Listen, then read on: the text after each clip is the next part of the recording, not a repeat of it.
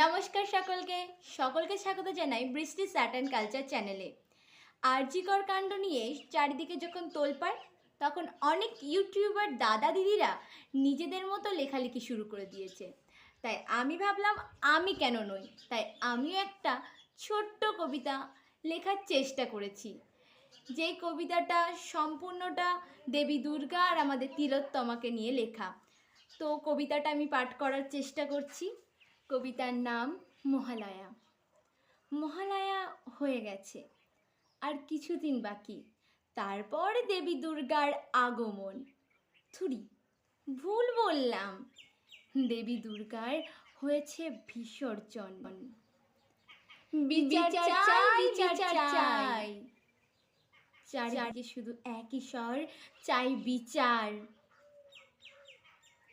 অসুর নিধনের জন্য মা দুর্গার আগমন হয়েছিল, কিন্তু মানুষরূপী কিছু অসুর মা দুর্গার বিসর্জন দিয়ে দিল।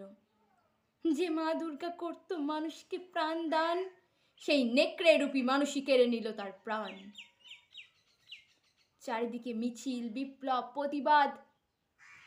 কি হবে এসব করে?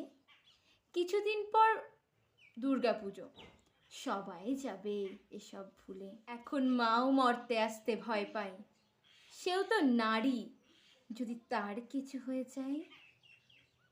জানি তিনি দশভুজা, তিনি শক্তিরূপা, তিনিই করেছিলেন অসুরকে বধ। তবুও একটা প্রশ্ন থেকেই যায়, আমরা নারীরা কি সত্যিই স্বাধীন? মাগো, এবার যেন তোমার আগমনের আগে আমাদের অভয়া পায় বিচার। তুমি সমস্ত নারীর অনুপ্রেরণা ও আদর্শ।